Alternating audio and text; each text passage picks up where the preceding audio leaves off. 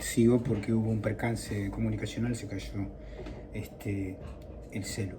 Decía que los procesos comunicativos cada vez son más horizontalizados.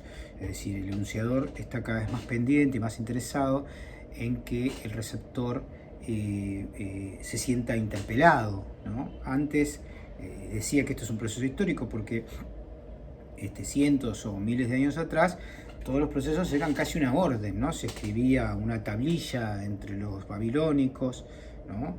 O se mandaba una orden entre los emperadores, etc. Es decir, cada vez era menos tomada en cuenta la opinión del receptor.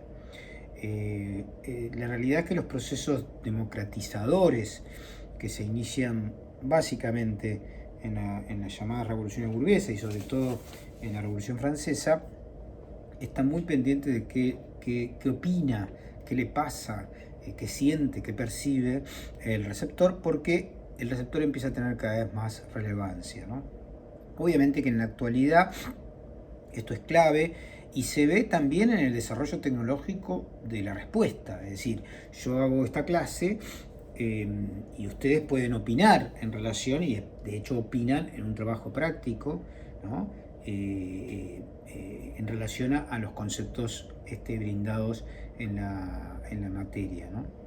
Entonces, lo más importante de este concepto, sintetizando, es que los modelos de enunciación cada vez son más horizontales, ¿no?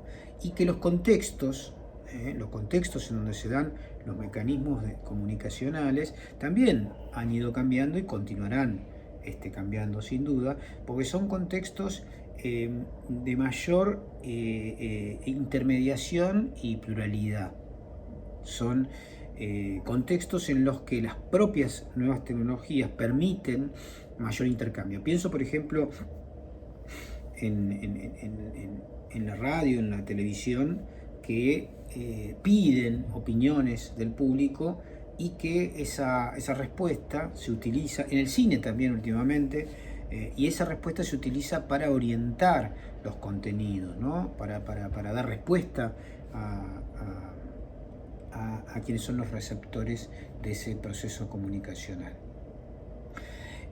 Un tema central de esta unidad es el impacto en la economía, la política y la cultura. A ver, como decíamos en la primera clase, no existe un proceso social sin comunicación.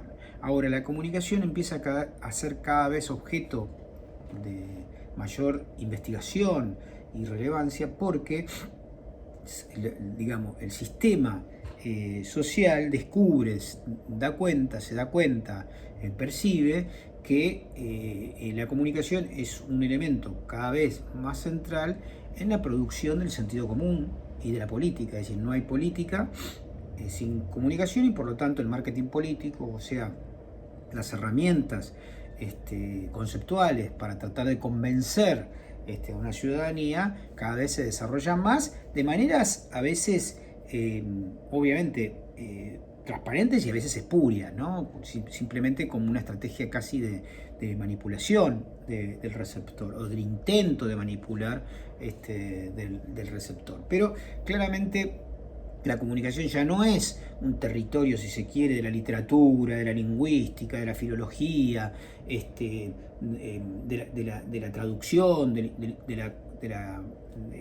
los estudios comparados, sino que empieza a ser el centro o parte o uno de los elementos centrales de la disputa por el poder, la disputa del poder que se observa claramente en el mundo de la política y obviamente en el mundo de la economía y de la cultura, ¿no? Es decir, la cultura, los procesos culturales en todos los aspectos, incluso los artísticos, empiezan a tener, la publicidad de una exposición de arte, de un concurso del Oscar, etcétera, tiene como una comunicación, un proceso de difusión muy fuerte, y la comunicación, insisto, empieza a ser un territorio también de disputa muy importante, a ver cómo se comunica, cómo no se comunica, etcétera. Obviamente que en el centro está la política y la cultura, ¿no? ¿Por qué están en el centro? Y bueno, porque son los espacios o las áreas donde mayor nivel de intereses se ponen en juego, ¿no? Es decir, para decirlo brutalmente, en la política y en la economía es donde se decide fuertemente hacia dónde van los recursos, ¿no? Es decir, si los recursos de una sociedad, no importa,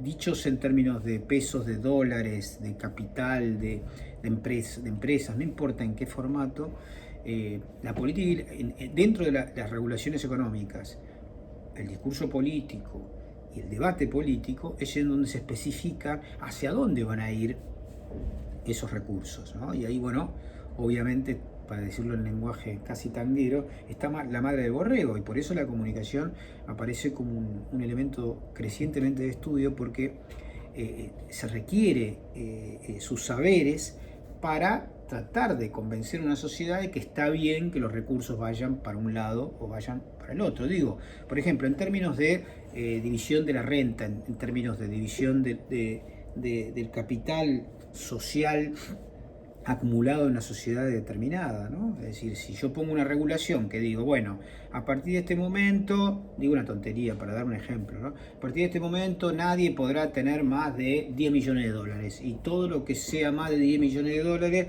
se volverá a la sociedad, y la sociedad, el sistema político lo distribuirá, ¿no? Supónganse que yo invento una ley y que todo lo que tiene más de 10 millones de dólares se les saca eso, y que pasa a ser parte de un recurso que tienen los estados para distribuir en los sectores menos pudientes. Bueno, eso es una norma aprobada, supongamos, por un Congreso, que previamente fue difundida por partidos políticos, avalada, comprada entre comillas, y legitimada en una votación democrática, ¿no? Un partido propone como propuesta, y lo propone comunicacionalmente, dice, bueno, yo si llego al gobierno voy a hacer una ley para que nadie pueda tener más de 10 millones de dólares ni menos de $1000, digo una tontería, ¿no? Bueno, se aplica, gana la elección el tipo, la propuesta política y el partido político que propuso eso. Cuando se llega al gobierno se operativiza esa norma. Bueno, todo ese proceso que acabo de explicar es un proceso comunicacional, político.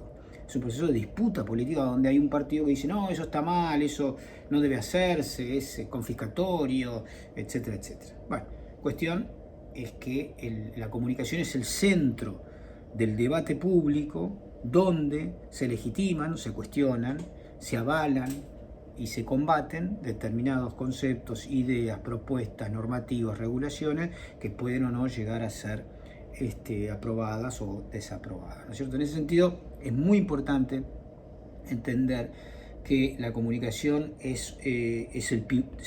pivotea, el proceso comunicacional pivotea nada más ni nada menos que en el centro de las políticas económicas, y en el centro de lo decisional sería, ¿no?